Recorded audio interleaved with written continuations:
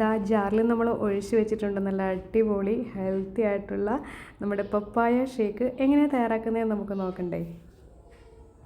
നല്ല ഹെൽത്തി ആയിട്ടുള്ള ഒരു പപ്പായ ഷേക്കാണ് കേട്ടോ. അതിൻ്റെ റെസിപ്പിയാണ്. ഹെൽത്തി എന്ന് പറയാൻ വേറൊന്നുമല്ല, നമ്മളിതിനകത്ത് പഞ്ചസാര അല്ല ഉപയോഗിക്കുന്നത്, നമ്മൾ ശർക്കര ഉരുക്കിയത് ഞാൻ ഉരുക്കി വെച്ചിട്ടുണ്ട്, അതാണ് ഉപയോഗിക്കുന്നത് കേട്ടോ.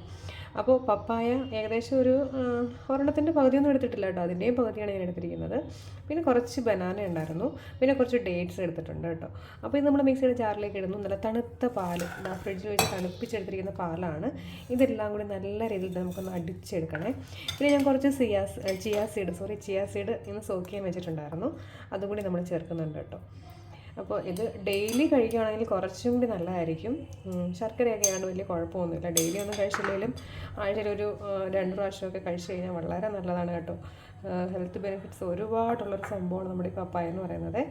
അപ്പോൾ ഇത് നമുക്കൊന്ന്, ഇവിടുത്തെ പപ്പായ ആയതുകൊണ്ടായിരിക്കും ഒരു പക്ഷേ നല്ല കളറുണ്ടായിരുന്നു.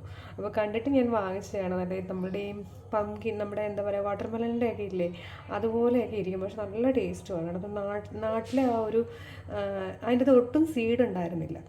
അപ്പോൾ ഇത് നമുക്കൊന്ന് അടിച്ചെടുക്കാം കേട്ടോ. അപ്പോൾ ആദ്യം തന്നെ മിക്സിയുടെ ജാറിലേക്ക് നമ്മൾ പപ്പായയും നമ്മുടെ ഡേറ്റ്സ്, കുറച്ച് ബനാന ഉണ്ടായിരുന്നു, റോബസ്റ്റ പഴമാണ് കേട്ടോ എടുത്തിരിക്കുന്നത്, അതും ചേർത്തിട്ട് ആദ്യം കുറച്ച് പാലൊഴിച്ച് നമുക്കൊന്ന് സ്മൂത്തിയായിട്ട് എടുക്കാം കേട്ടോ. അല്ലെങ്കിൽ ഇത് നന്നായിട്ട് നല്ലതായിട്ട് കിട്ടില്ല, അതുകൊണ്ടിട്ടാണ് കുറച്ച് പാലൊഴിക്കുക ആദ്യം. പിന്നെ ഇതിലേക്ക് ആവശ്യമുള്ളത് ആ ശർക്കര ഉരുക്കി വെച്ചിരിക്കുന്നതാണ് കേട്ടോ. അപ്പോൾ അതും കൂടി ഒന്ന് ഒഴിച്ചു കൊടുക്കാം. മധുരം നിങ്ങൾക്ക് ആവശ്യത്തിനനുസരിച്ച് ഒഴിച്ചു കൊടുക്കാം. ഇനിയിപ്പം ഒഴിച്ചില്ലെങ്കിലും കുഴപ്പമൊന്നുമില്ല, നല്ല മധുരം കിട്ടും നമ്മൾ ഡേറ്റ്സ് ഉപയോഗിച്ചത് കാരണം.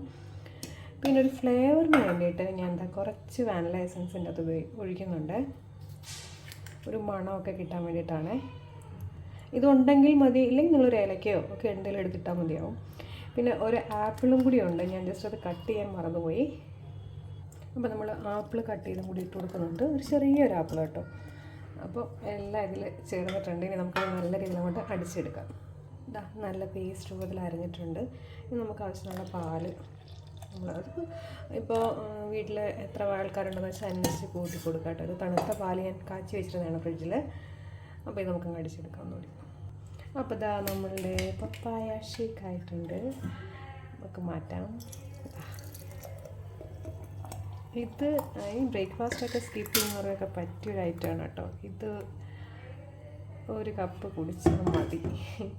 അപ്പോൾ ഇതാ കുറച്ച് എന്താ പറയുക, നമ്മുടെ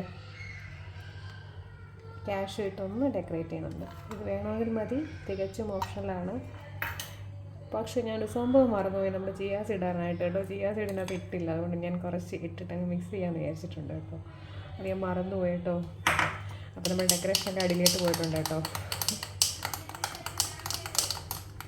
അപ്പോൾ അതാ നമ്മുടെ ഹെൽത്തി ആയിട്ടുള്ള പപ്പായ ഷേക്ക് ഇവിടെ റെഡി ആയിട്ടുണ്ട്.